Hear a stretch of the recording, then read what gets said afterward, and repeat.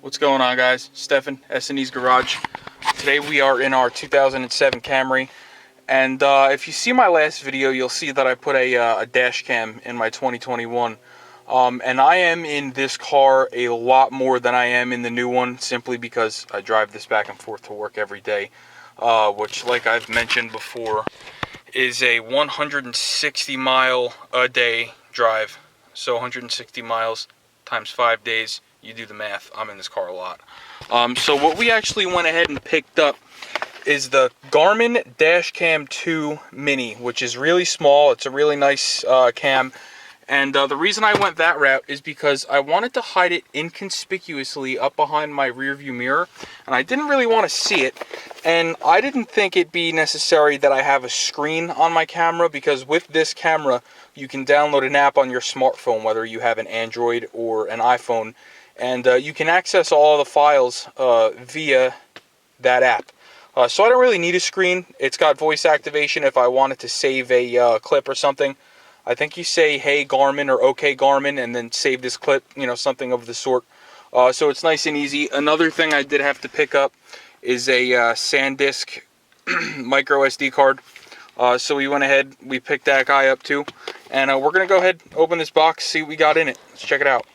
Alright guys, so this is more or less what's in the box. You have the camera itself, you have an additional mount. There's already one mount on the camera. You have your USB 12 volt adapter with two USB cords, and then you have two different length cords depending on the kind of installation you're going for. Now, I'm not trying to reinvent the wheel here. I'm not going to hardwire it. I'm not going to do anything crazy, but I am going to conceal the wiring. Toyota was nice enough to put a 12 volt adapter in the center console here, and then on the side there is a little cubby that you can run wires through. So I am probably going to run my 12 volt wire through here, down behind the carpet, up, and then up the pillar. And like I said, we're going to stick the camera right here. So with that being said, let's get started. So it's as easy as 1, 2, 3. I pulled the plastic film off, stuck the camera there. That's where it's going to sit, like I said, right under the rear view mirror. So that's there. Now all I have to do is run my cord up over the headliner, down and around. And for that, we are going to use the longer cord. All right, we got our cord plugged into the camera, and we went ahead and unclipped our A-pillar and moved this weather stripping out of the way. So like I said, we're just going to wrap this up behind the headliner, down, around, under the glove box, and into the center console area right over here. Alright guys, so we got the wire up into the headliner here, over and down.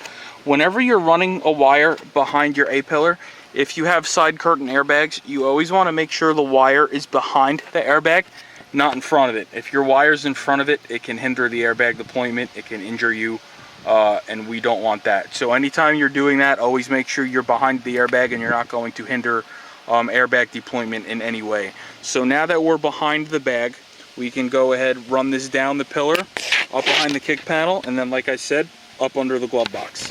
Alright guys, so we went ahead and pulled off our door sill cover and this passenger side kick panel, which also happens to be where my power wire for my subwoofer is. But what we're going to do now, we got the wire right here. We're just going to drop this panel here. This is actually the cover for the blower motor. This comes right down. There's just a couple of clips. There's going to be one there, and one there. We're going to drop this down and route this wire right underneath that. Let's get to it.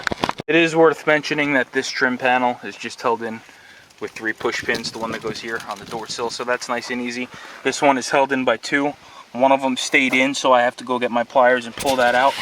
But like I mentioned, we have this dropped now, and we're just going to nice and easily and neatly run this wire up under here, like so. Then we're going to clip that back up, and we're probably going to try to hide it behind the glove box area and get the wire right in here like I mentioned before. Alright, so what I was able to do is pop this little trim piece off from in here, and I was actually able to run it up behind this panel here without even having the wire showing from here to here. So it's actually going to end up being a lot cleaner than I had anticipated. And all I have to do now is put this trim piece on the end of this wire, snake it in and plug it back in, and you're not even going to be able to see the wire unless you open this console, which is pretty cool. So now all I'm going to do, I'm going to go ahead and do that. I'm going to plug it in, and I'm just going to put my 2 interior trim pieces that I took off and put them back on. I already put the one for the blower motor back on, and then we're going to go ahead and program the camera. Alright, all my trim pieces are back in. Wires ran to the camera, nice and neat. Plugged in here, like I said, nice and neat. We're going to go ahead, install our micro SD card. We're going to check out the directions, download this app, and we're going to get it programmed, see how it works. Alright, here's our micro SD card. When you put this in, you're going to want to put it with the metal tabs facing backwards. So basically facing away from the lens. And you're just going to click it in. You'll hear it. You feel it click. Alright, we got that in.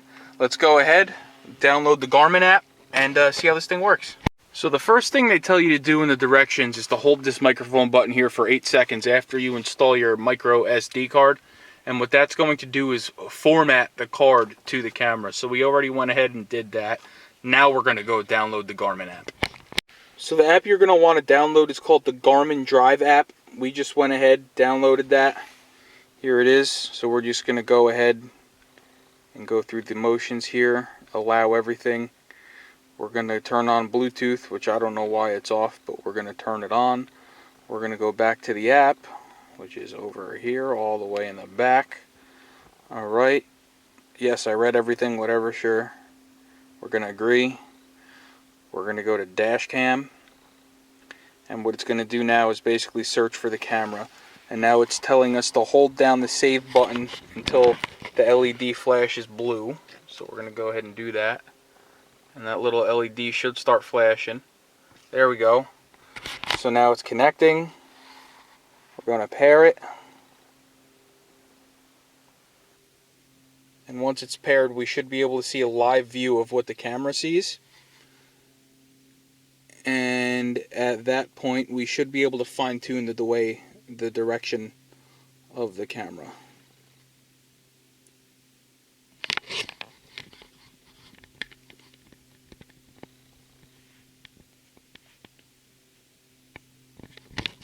So this next part took a little while. When it asks you to select an accessory, you have to let it sit there for like a good minute and a half, and then it'll finally populate. So now what I have to do, I have to create a Garmin account, and then we should be able to fine-tune the camera. Alright guys, so now we got this thing all paired up on the phone, and like I said before, the phrase that you're going to say is "Okay Garmin," and it's going to beep, and then you're going to give it commands, whether you want it to do any of those things. I'm not going to say them because it's going to go ahead and do that, and I don't really want it to right now. So it is voice activated, which is pretty cool. So we're going to go ahead and go to the live view of the camera, and I just kind of want to see exactly what it sees so I can move the camera whatever way I need to get it to see, you know, exactly what I want it to. And that actually looks pretty good. I'm just trying to see if there's a better way to aim it. Okay, so definitely not that way.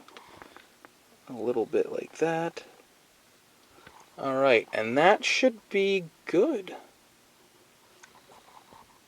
So yeah, so far it seems pretty good. The camera video is pretty clear. It doesn't need to be perfect, but it is time stamped. And the time is correct, which is pretty cool. So what we're going to do some daytime recording and some nighttime recording. We're going to see how it is. Alright guys, so it's about 5:30 in the morning right now, and I'm actually on my way to work. So I figured this would be a good time to test out the nighttime recording of the Garmin Mini 2.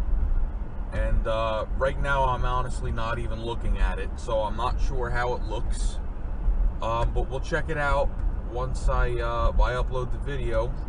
From what I saw yesterday, the daytime recording was pretty good, so I'm hoping the nighttime is just as good. I just wanted to give you guys a little clip of it at night, quote unquote. Like I said, it's actually morning, but it's still dark out, so that you can see exactly how it is. So right now we are going to be leaving any areas that have street lights, and we are relying just on my headlights and high beams to light the road. And these are not the best headlights. This car is a 2007. The lenses are a little yellow. So, you know, the camera is at a little bit of a disadvantage. This is probably going to be the last street light here. But yeah, let's download this video clip and let's see how it looks.